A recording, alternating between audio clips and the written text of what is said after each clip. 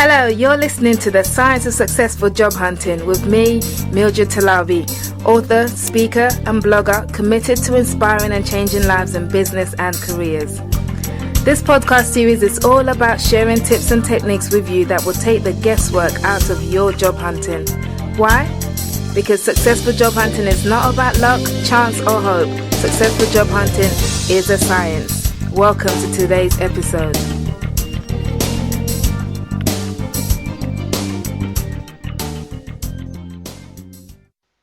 Hello and welcome to today's episode of The Science of Successful Job Hunting. It's so great to have you here with us, and I'd like to thank you for joining us today. Now, today we're going to be talking about volunteering and how it can potentially help you land your next job. Now, as the CEO of Voluntary Action Islington, my guest Mike Sherriff has championed the cause of volunteering for almost a decade. Amongst his achievements in the role is spearheading the launch of the Voluntary Action Academy, an online academy with a range of short online courses designed to help individuals boost their skills for their CV. Now, these courses range from subjects such as customer service and teamwork to leadership and communication, alongside 2 awards accredited by the Institute of Leadership and Management. In this episode, Mike and I will be discussing how you can harness volunteering midway in your career to help you land your next role. So without further ado, I'd like to welcome Mike to the show. So Mike, welcome to the Science of Successful Job Hunting. Thanks, Mildred, and it's great to be on your podcast. Brilliant. Thank you for joining us today. Now, before we get started talking about volunteering, I know that you're about to step down from your role as the Chief Executive of Voluntary Action Islington. But what I'd like to know, can you take us back to the beginning of your career journey and how you actually ended up in this role that you're in? Well, I first got involved in volunteering when I was actually quite young, a teenager and at school. And in fact, I went to the volunteer centre in Leicester. And for a short period, before I went to university, I was even on the a trustee of Leicester Council for Voluntary Service, which is the equivalent of Voluntary Action Islington, but in Leicester. And then I went to university, and actually most of my career has been in the voluntary sector, working with, now supporting other voluntary organisations, but in the first part of my career, I was in the children's voluntary sector. Okay, so as a student yourself, you signed up as a volunteer. What did you volunteer to do? Oh, I did all sorts of things when I was a young person, particularly working with young people. Some work with old people, but working with a variety of different people, which I think was really a valuable experience for me because it introduced me to working with people from all sorts of diverse backgrounds, diverse ages, diverse interests, and that's really useful for you in later career. So at the stage when you were volunteering, did you have any kind of inclination that this would be something that you'd specialize in as a career later on in life? I don't think I thought that originally, and I don't think I thought that I would become a chief executive of CVS. I wanted to work with people. I wanted to do something that was useful to the community and the place where I lived. But I don't think I particularly realised when I got started that this would be my future career or most of my career. Okay, so what did you actually study at university? I studied social science at university, and then later in my career I did a master's degree in voluntary sector organisation, which was when I'd started really working in the voluntary sector. And I did that course at LSE, but I took that up when I was in my late 20s, early 30s. Okay, so would you say that a lot of your voluntary experience or volunteering experience that you've had, was it kind of at the beginning of your career or in the middle, a mixture of both? A mixture of both. I mean, obviously at the beginning, well, I started as a volunteer, but then when I started working in the voluntary sector, I continued to take on some volunteering roles. Particularly, I've been asked to be a trustee of several organisations. And being a trustee is really a valuable experience for people in their career because it means you've got an overall responsibility for an organisation. You get to understand governance, and you have a really vital role in the way in which organisations run and the strategy of organisations. And I'd really recommend becoming a trustee to people who are, for example, in the middle of their career, because they can use experience that they've gained to date, but also gain new experience which will help them to develop their career in the future. Okay, that's really interesting. We're gonna come back to that in a second because I do want to talk about specific volunteering opportunities for people in midway through their career. But going back to your own path again. So what benefits did you find that volunteering did? You know, in terms of your own career or your personal development. Well, for me, I mean, volunteering introduced me to a whole lot of new experiences. I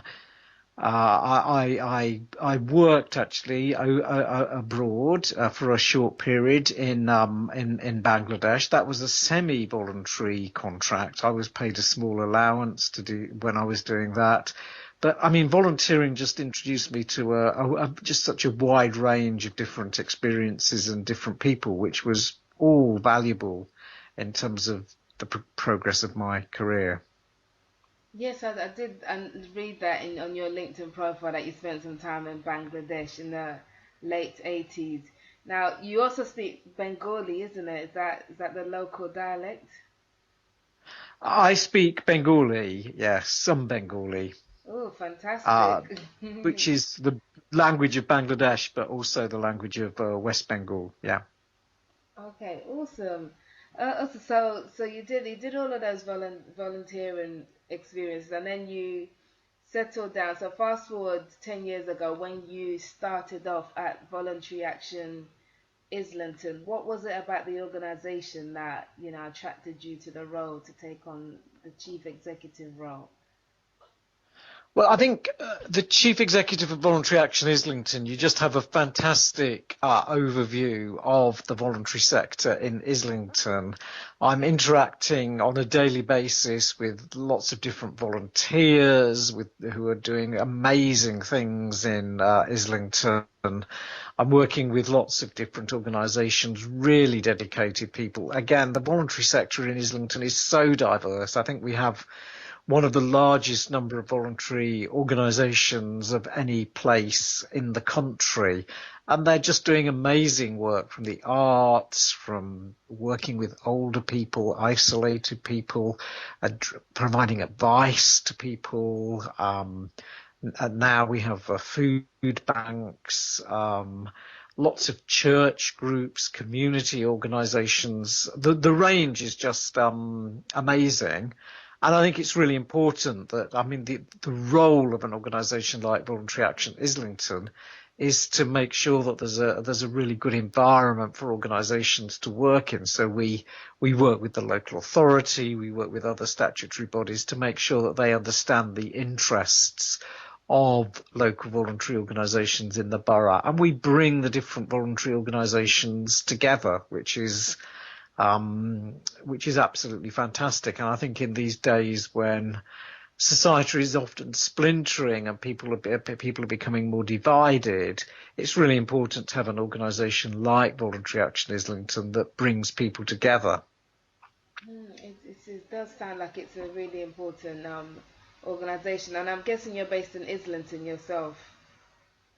Yeah, we're based in Islington. Voluntary Action Islington is based in Islington. Okay, now I mean personally, I mean, are you an No, Islington I local? don't live in Islington. No. Okay, okay, but you have a heart for the area. I love central London. Yeah. Okay.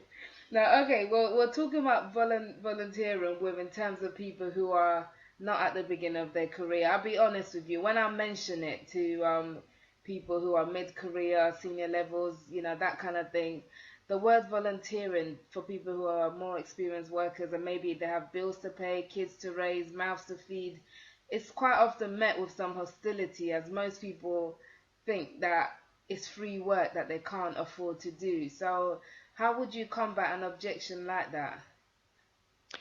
Well, I think there's two things. I think one is that volunteering is absolutely essential, really, for us to live in a place that's, where people are connecting with each other, where people are helping each other out. That's a really important aspect of living in a community. So I think that's the first thing. I think the second thing is that people can gain experience through volunteering that can help them in later with their career, and in terms of their future job prospects. And voluntary organisations are often quite small, existing on a shoestring, and they're not like big kind of corporations, so they don't have a lot of the functions, the specialist functions that big organisations have. And I think there's a really important role for people who are in the middle of their career to get involved with voluntary organisations and to share some of the specialist expertise that they have with organisations. So, for example, at Voluntary Action Islington, we have people from businesses coming in, running surgery sessions on things like marketing, on HR, on producing business plans, and all of that is really helpful to organisations. And sometimes that doesn't actually take a lot of time, but it does mean that the people involved are, one, making a really positive contribution to the community, but it also means that they're getting to know people who have got a kind of different background and are involved in different things from themselves. One example that I'll give you is we've just recently had somebody who's a private coach. He does coaching for people, and he came along to us, and now he's coaching two people on a pro bono basis in local voluntary organisations. And I think that's just the example of a whole range of different ways now that people can get involved in supporting local community and voluntary organisations. So it's not just about, spending a whole day painting a community centre or something like that. There are a range of different ways that people can get involved, and ways of getting involved which really make use of the skills and experience of the volunteers, and which also make a really valuable contribution to the organisation, and which actually don't have to take hours and hours of people's time. No, it's good that you mentioned that, because I think another myth that people believe about volunteering, well, you can tell me if it's a myth or not, is that it is the kind of thing that generally tends to happen in community environments. So, like you mentioned, you're helping out a local charity or a local charity shop or youth centre or something. I mean, is it possible to actually find voluntary opportunities within corporate environments, for example, that will help to enhance your career? Well, I mean, kind of going out and helping at a centre where a group of people meet, that's one way of volunteering. But also today, people volunteer online, people volunteer over the phone, there's telephone befriending, there's all sorts of different things that people can do, which are related to the time that they've got available. I mean, there's even an example of people volunteering, people who go jogging, and call in on older people, older isolated people whilst they're out jogging. So there are a whole different range of ways now in which people can get involved in the community, meet different people, and use their skills in experiencing new and different ways. Yeah, that's good. I guess technology has made it possible, has made everything more possible and easier than it was before we had all this um, digital and phone, etc., isn't it? Yeah, that's absolutely correct. Yeah. Okay. Okay, so for someone who's taken a career break, for example, or they've been made redundant, what kind of volunteering opportunities do you think they should pursue to maximize that time off work? Well, I think if people are in the middle of their career and they're kind of made redundant or they're taking a career break, I think one thing I would say is consider a variety of opportunities. So consider what things that you want to maintain. So whether it's the social contact or whether it's particular skills, whether there are new skills and experiences that you want to develop, and then look for maybe one or two different volunteering opportunities that you can take up. I mean, one of the big areas where volunteers are always needed is in the area of being the trustees of organisations. And we always have voluntary organisations in Islington looking for trustees, and that's an important role that people can take on. And there's actually a specialist, you can find out about trustee vacancies online at Reach, on the Reach website. And that's, I think, becoming a trustee is a great opportunity for people who are perhaps wanting to progress in their career and move to more senior roles. Okay, I did want to mention that, so good thing you brought it again. How exactly do you go about becoming a trustee? And on Well, average, as well, what kind of commitment is required? Well, trustees have the overall responsibility for the organisation. So if you become a trustee, you're part of a group of people who have responsibility for the organisation. So before you take it on, I think it's really important to meet some of the other trustees, because you are jointly responsible for what's happening. So it's important that you have a good relationship with the other trustees. You can find out about trustee volunteering opportunities certainly through Voluntary Action Islington, but then there's the Reach website as well. And the sort of commitment that's involved, well, generally groups of trustees meet at least every 2 or 3 months, sometimes more frequently. So it's an evening commitment. And then generally people have to do take on some other tasks or responsibilities in between the trustee meetings. Okay, so do you have what's the website address for the Reach website? Do you know that off the top of your head? I've not got it in front of me, but I think if Okay. you Google Reach volunteering, you'll find it. And also, I can promote our website, which is Mm. voluntaryactionislington.org.uk. And we have on our web, actually, you can find that we've a link to the Reach website on our website, but we've also a lot of information about volunteering opportunities on our website. Mhm. And we've also got on our site some examples of how volunteers have made a difference to the community in Islington, and Okay. also some examples of how um, volunteers have been able to, through their volunteering experience, gain employment. Okay, that's great. I'll put all those links in the show notes so people can access it directly. Okay, excellent. And I know another thing that you do, which I mentioned in the introduction, is that you have this Voluntary Action Academy where there's a whole range of short-term online courses for people to take. So, what's the value in enrolling in a short-term online course like the ones you offer at the academy?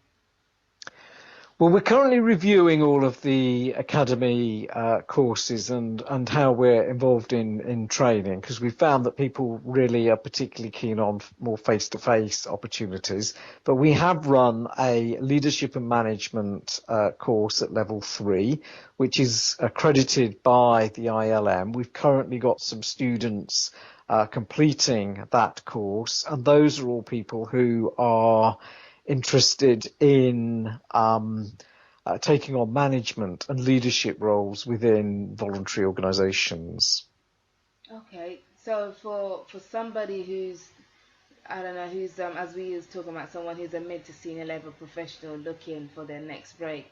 So what kind of benefit will they get out of taking a course like that? Is it, is it just where it's directly related to something that they're working on, like leadership or management, or can any online course or any short-term course benefit you for your career?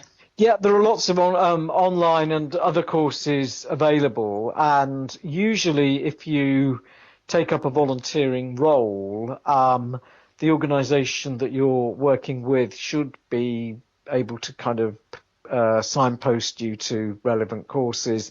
They may provide training within the organisation, and certainly if you become a trustee, then there's usually opportunities to go to the occasional conference. There's quite a range of trustee training, and certainly at Voluntary Action Islington, we've run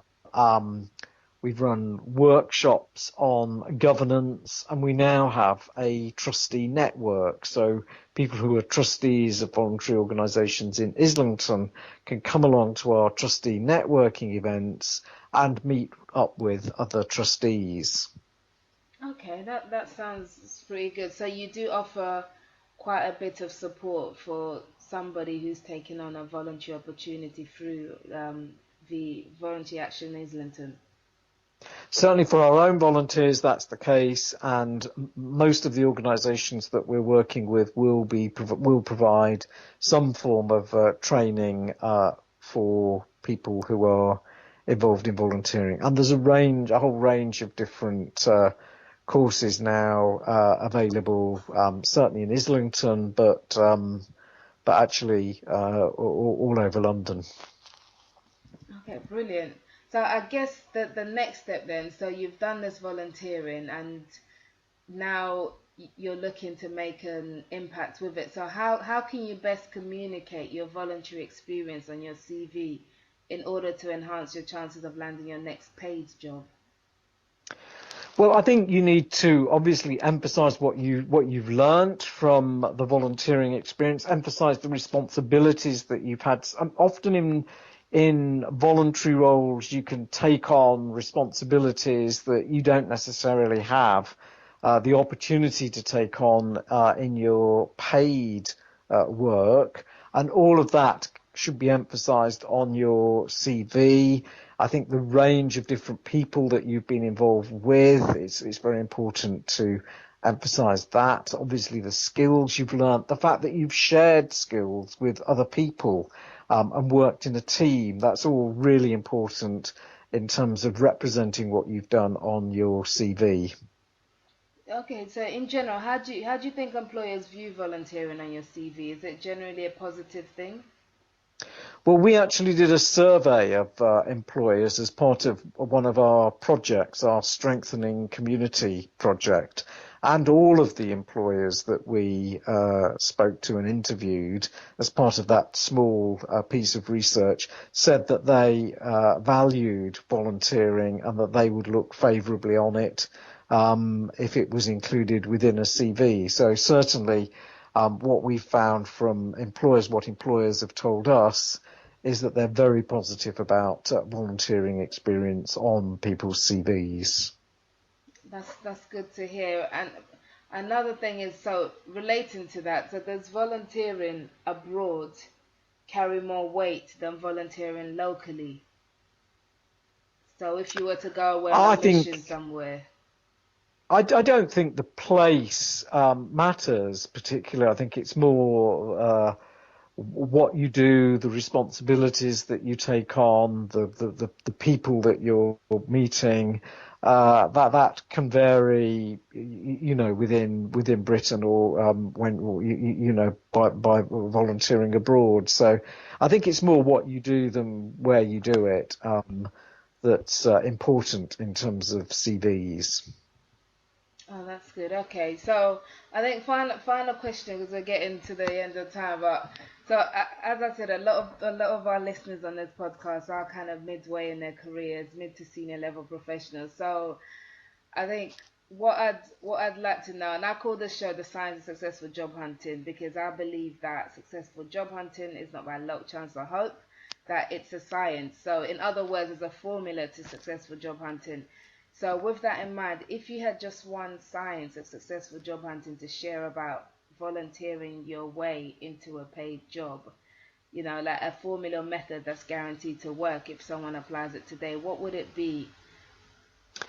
Well, I think it's simple. You need to get as much experience as possible, varied experience, take on responsibilities in a volunteering role, put that on your CV, and I'm sure that will help people to progress their careers and develop their career in the way in which they want to. But I would say make sure that you find the volunteering role that's right for you, that will help you develop your interests. And again, what we find is that a lot of people come who, for example, people who are out of work, they're often pressured into taking all sorts of jobs that they're not really interested in, and they come and volunteer for a while, and that then helps them find a job that's actually a job that they want rather than a job that they feel pressured to take just because they need a job. So volunteering is a way to gain clarity in your career as well. Gain clarity and help you, I think, to get a job that's more suitable to what you actually, more closely related to what you actually want to do and how you want to, what you want to achieve in your life. Okay, that's good. Okay, I know I said final question, but I just thought of one final one. But so I guess the objection, the financial objection for somebody who that is a major issue for them in terms of they really feel like they can't afford to volunteer. I mean, what I know I asked you this earlier in a different format, but it's kind of how do you address that? What would you say to someone like that in terms of how can they make it work for them without feeling like they're doing something that they're not getting paid for and they can't afford to work for free? Well, I mean, people aren't paid obviously a salary or a wage if they volunteer. So that's why it's important that when you do volunteer, you do something that you're passionate about, that you really want to do, and that where you really feel you're making a difference and playing a really valuable role. So it isn't paid work. But what I would say is that if people do need to have their out-of-pocket expenses reimbursed. A lot of organisations, certainly we at Voluntary Action Islington, if people have a bus fare or they need to get a bit of lunch, then we will reimburse those out-of-pocket expenses. Okay, I think yeah, that will probably go towards easing somebody's mind in that field. So great, Exactly. awesome. People shouldn't be out of pocket Yes. for volunteering, but obviously it isn't paid work. Yes, yeah, that's the thing. But it has so many other benefits that, in time that probably balances out in terms of the lack of finance. So that's great. But Mike, thank you so much. We have come to the end of our time, so thank you so much for sharing that with us and just giving us a bit of insight into your 10 years of experience in working with Voluntary Action Islington as well as everything else that you've done. So what's next for you then when you hang up your boots, at the end of this month from VAI? Well, I would say to your listeners, do have a look at our website, do look at all the different volunteering opportunities, and do consider what you want to do. And certainly for me, one of the things I'm going to do is I'm going to go back to Bangladesh, where I worked for a short period. That was cut short for me, so I'm going back, and I now know quite a lot of organisations over in Bangladesh that have kind of asking me to do various projects with them. So I should be doing that for a while. Brilliant. That's really good. Will you be blogging about it or keeping people updated with what you're I doing over there? shall. I should probably do something like that, but I've not quite worked out what. But yeah, I'll let you know through LinkedIn. Yes, I think it'll be so interesting to keep track of what you're doing over there. So it'll be very, very good. So awesome. Okay, so with Voluntary Action Islington, it's literally voluntaryactionislington.com, was it, or .org? www.vai.org.uk. .org.uk. Okay, brilliant. That will go in the show notes, and then we can reach out to you on LinkedIn. Is that okay? If people connect with you on That's LinkedIn. absolutely fine. Yeah. Okay, awesome. Mike, thank you so much for your time today and for talking to us about this subject on this podcast. Thanks very much, Mildred, and good luck with the podcast. Thank you. And thank you for listening on the other side. And if you've enjoyed today's episode, please share the link with a friend, family member, or colleague who you think might benefit from it, especially somebody who is midway in their career and looking to take the next step and might benefit from volunteering for a while. Also, while you're here, please also head over to iTunes and subscribe to the podcast if you haven't already done so, to make sure you don't miss out on any of our weekly episodes. And please review the show when you're there as well, so we can continue to help more people get fulfilling work lives with this podcast. Thank you again, and until next time, remember that successful job hunting is not by luck, chance, or hope. Successful job hunting is a science. Take care. You've been listening to the Science of Successful Job Hunting podcast series with me, Mildred Talabi. To find out more and to get a free chapter download of my book, The Science of Successful Job Hunting, go to www.jobsciencebook.com. That's www.jobsciencebook.com. Until next time, take care.